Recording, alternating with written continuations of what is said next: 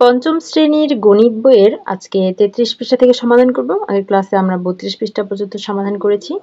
দেখো, আমরা আগে শিখেছি গুণিতক কি এবং সেগুলো কিভাবে নির্ণয় করতে হয়। দেখো, আজকে আমরা শিখব কিভাবে লসাগু নির্ণয় করতে হয়। তার জন্য আমাদের একটি প্রশ্ন দেওয়া আছে। প্রথমে এখানে লেখা আছে, মিলির বাসায় ৩ জন অথবা ৫ জন বন্ধু বেড়াতে এলে তাকে কমপক্ষে কয়টি চকলেট নিতে হবে যাতে সবাইকে সমানভাবে ভাগ করে দিতে পারে। মানে তার কাছে এমন সংখ্যক চকলেট লাগবে, যদি তার বাসায় ৩ জন বন্ধু থাকে তাহলে তাদের মধ্যে সে সমানভাবে ভাগ করে দিতে পারবে। আর যদি ৫ জন বন্ধু থাকে, ৩ জন না থেকে ৫ জন থাকে, তাহলেও সে সেই চকলেটগুলো ৫ জনের মধ্যে সমানভাবে ভাগ করে দিতে পারবে। তো এটা আমরা কিভাবে সমাধান করব? দেখো, এই ছেলেটি বলছে আমাদেরকে ৩ এবং ৫ এর গুণিতক বের করতে হবে। এখানে ৩ এর গুণিতকগুলো দেওয়া আছে। ৩ কে ১ দিয়ে গুণ করলে ৩ একে ৩, ৩ কে ২ দিয়ে গুণ করলে ৩ দুগুণে ৬, ৩ দিয়ে গুণ করলে ৩ ত্রিকে ৯, ৪ দিয়ে গুণ করলে ৩ চারে ১২। এভাবে করে এখানে আরো আমরা গুণিতক নির্ণয় করতে পারি। দেখো, এখানে অনেক খালি ঘর দেওয়া আছে, এগুলো আমরা একটু পূরণ করি গুণিতক নির্ণয় করে। ৫ দিয়ে গুণ করলে ৩ ৫-এ ১৫ হবে, ৬ দিয়ে গুণ করলে ৩ ৬-এ ১৮, ৭ দিয়ে গুণ করলে ৩ ৭-এ ২১, ৮ দিয়ে গুণ করলে ৩ ৮-এ ২৪, ৯ দিয়ে গুণ করলে ৩ ৯ ২৭, ১০ দিয়ে গুণ করলে ৩ ১০-এ ৩০, ৩ ১১ ৩৩, তারপর ৩ ১২ ৩৬, ৩ ১৩ ৩৯। এইভাবে করে আমরা অনেক সংখ্যা দিয়ে গুণ করে করে গুণিতক নির্ণয় করতে পারি।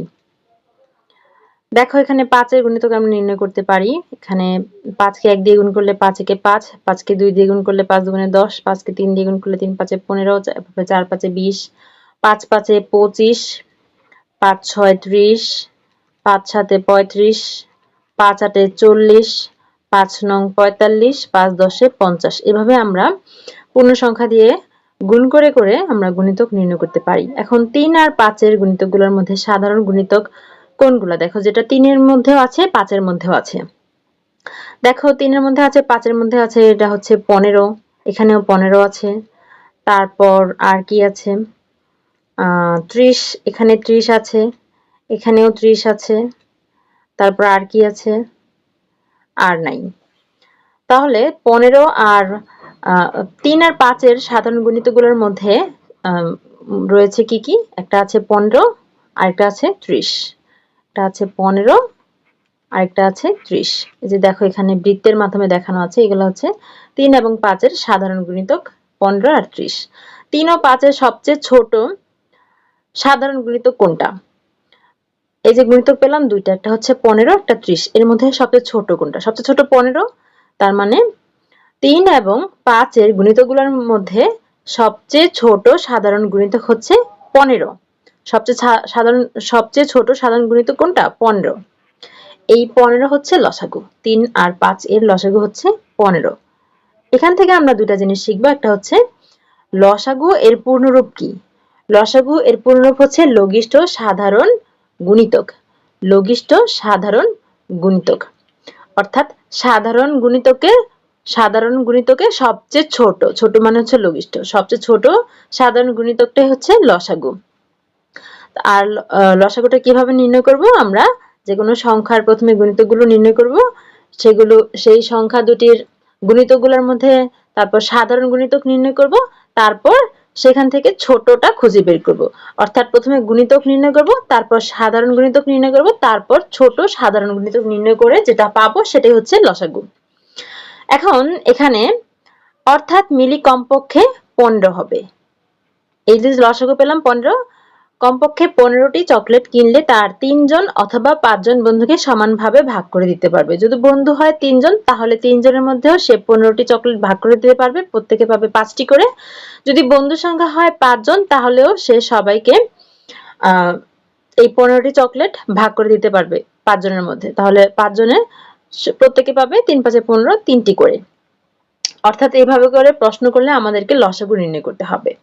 এখন লসাগুটা কি? এখানে দেখো সুন্দরভাবে লেখা আছে, ২ বা ততোধিক সংখ্যার সাধারণ গুণিতকগুলোর মধ্যে সবচেয়ে ছোট, ছোট মানে হচ্ছে লঘিষ্ঠ, সংখ্যাকে লঘিষ্ঠ সাধারণ গুণিতক বা লসাগু বলে। এটা সুন্দর মতো মুখস্থ করে ফেলবে। ২ বা ততোধিক সংখ্যার সাধারণ গুণিতকগুলোর মধ্যে সবচেয়ে ছোট সংখ্যাকে লঘিষ্ঠ সাধারণ গুণিতক বা লসাগু বলে।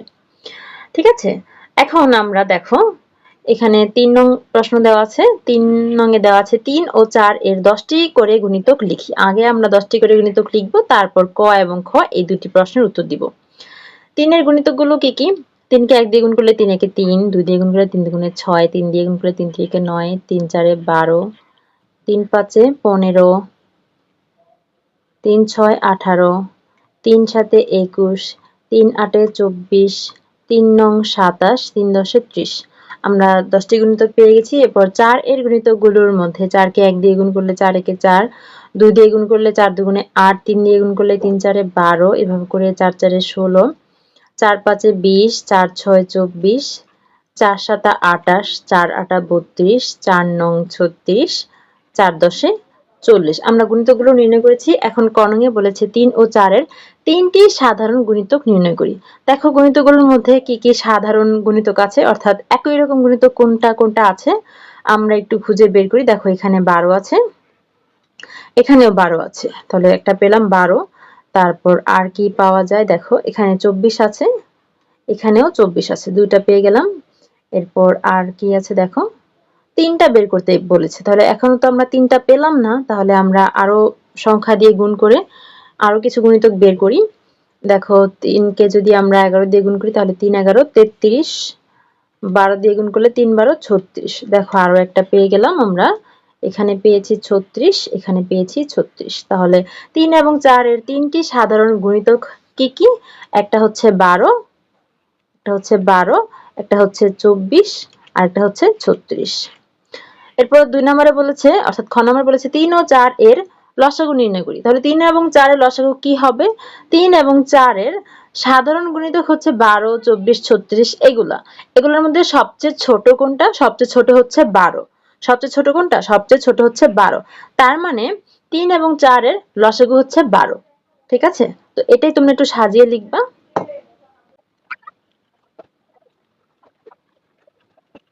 তোমরা এভাবে করে সাজিয়ে লিখবে ৩ ও ৪ এর ৩টি সাধারণ গুণিতক হচ্ছে ১২, ২৪ এবং ৩৬।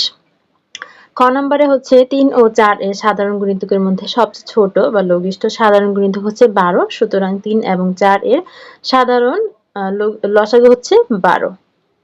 শিক্ষার্থীরা আশা করি বুঝতে পেরেছ। দেখা হচ্ছে পরের ক্লাসে। আমাদের এই চ্যানেলে তোমাদের নতুন গণিত বইয়ের সব অঙ্কের সমাধান দেওয়া হয়ে থাকে। দেখতে হলে চোখ রাখো আমাদের চ্যানেলে, অথবা ডেসক্রিপশনে লিংক দেওয়া আছে, সেখানে ক্লিক করে দেখে নাও সব ভিডিওগুলো একদম ফ্রিতে। আমাদের অনলাইন ক্লাসে ভর্তি চলছে। বিস্তারিত জানতে আজই যোগাযোগ করতে পারেন স্ক্রিনে দেওয়া কন্ট্যাক্টে। আমাদের হোয়াটসঅ্যাপ নাম্বারে মেসেজ করতে পারেন, অথবা ইমেইল করতে পারেন, অথবা ফেসবুক পেজে মেসেজ করতে পারেন। আমাদের ফেসবুক পেজ প্রশ্ন পড়ার ঘর অনলাইন স্কুল অ্যান্ড কোচিং, অথবা আমাদের ইউটিউব চ্যানেলের সাথেই থাকতে পারেন। আমাদের YouTube channel Shiuli's classroom. Online ক্লাসে ঈদ উপলক্ষে চলছে বিশেষ ধামাকা অফার। দিনে মাত্র ১০ টাকা খরচে পেয়ে যাবেন অনলাইন ক্লাসের সুবিধা। এছাড়াও রয়েছে অনেক অনেক ফ্রি ক্লাস। তাই এই অফার মিস করতে না চাইলে আমাদের সাথেই থাকুন। আর অনলাইন ক্লাসে ভর্তি হতে এখনই যোগাযোগ করুন আমাদের কন্ট্যাক্টে। এতক্ষণ সাথে থাকার জন্য সবাইকে ধন্যবাদ।